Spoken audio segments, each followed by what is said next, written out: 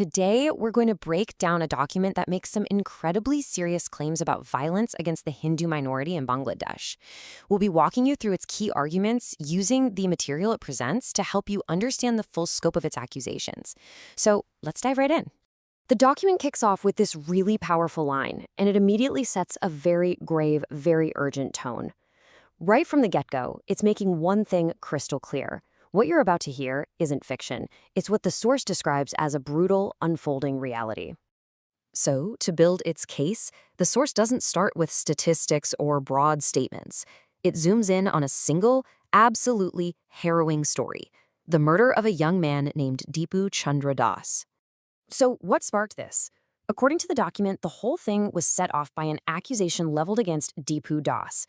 He was accused of blasphemy, of insulting the Quran and Islam. And, that's about the most inflammatory charge you can make. Following that accusation, a mob formed. The source is very clear that they didn't wait for a trial. There was no legal process. Instead, they took matters into their own hands and, right there in public, beat Deepu Chandra Das to death. But the horror, according to this source, didn't stop there. What happened next? Well, it was clearly meant to send a message. His body was reportedly tied to a tree and then set on fire. Just an act of extreme desecration. And then the document just completely tears apart the whole reason for the attack. It asserts there was zero proof of blasphemy. No official investigation ever happened. No legal proceedings were ever started. In fact, the source even points to the author Taslima Nasrin, who claims the entire incident started over a simple personal grudge with a colleague. So the story of Deepu Das, as tragic as it is really just the starting point. The source uses it to pivot to a much bigger, more disturbing claim, that this wasn't just a one-off event, but part of a systemic pattern of widespread violence. Take a look at this number. Over 2,442 attacks on minorities, reported in just 2024 to 2025. And the document is really careful to point out these are only the officially recorded incidents, suggesting the real number could be way higher. The source doesn't just let that number sit there as a cold statistic, though. It immediately follows up with this statement, making a direct appeal to see the very real human cost behind all that data. And this slide gives you an idea of the alleged scope of the violence. The source lists these specific examples. A child being killed, places of worship destroyed, homes and businesses ruined.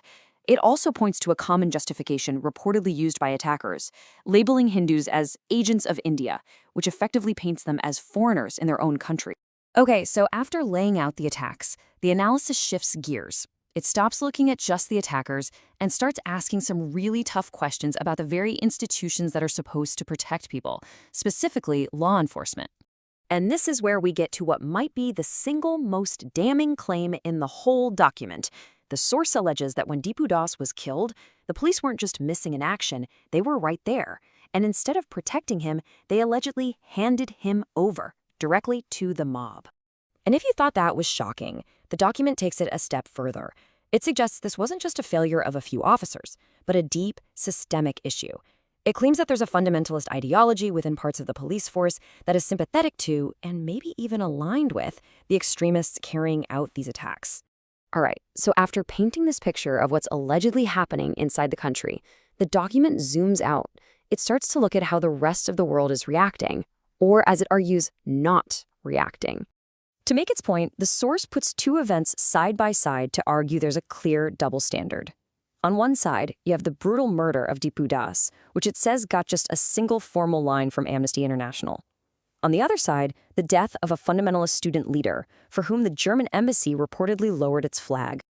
And it doesn't stop there. It offers another stark comparison. It puts what it calls the international silence on violence against Hindus in Bangladesh right next to the American response to the deaths of 2 of its citizens in Syria, which triggered over 100 military attacks. The message the source is sending is pretty blunt. Some lives seem to command a lot more attention than others. Now, the critique takes an interesting turn. It looks inward, focusing on what the document describes as a conspicuous silence from liberal commentators within India itself. And it poses this direct and, frankly, pretty uncomfortable question.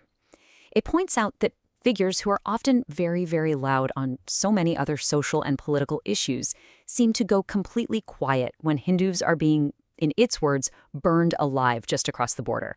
So, what's the explanation for this silence? Well, the document puts forward a theory. It suggests there's this unspoken expectation for Hindus not to speak up, to just stay quiet about their suffering. And it contrasts this with other global religious communities who are seen as effectively uniting and advocating for their people on the world stage. And that brings us to the end of the document's argument, where it leaves us with a really powerful metaphor and a pretty chilling historical warning to make sure its point sticks. This is the central metaphor it uses to try and summarize the entire situation. The plight of the Hindu community in Bangladesh is like a burning torch, trapped inside a sealed room.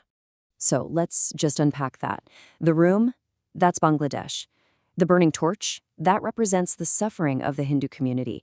And the guards outside, the human rights organizations, the Western nations, they're accused of hearing the screams, of seeing the smoke, but deliberately choosing to ignore it all. And to really hammer its point home, the document ends its argument with this final, chilling historical comparison. By invoking the exodus of the Kashmiri Pandits, it's drawing a direct line from a past tragedy to what it claims is a present-day crisis, suggesting a similar pattern is unfolding right now. And so that's where the document leaves us. After all the individual stories, the statistics, and the allegations of institutional failure, it all boils down to one final provocative question. Are we watching history repeat itself? Thanks for joining this explainer.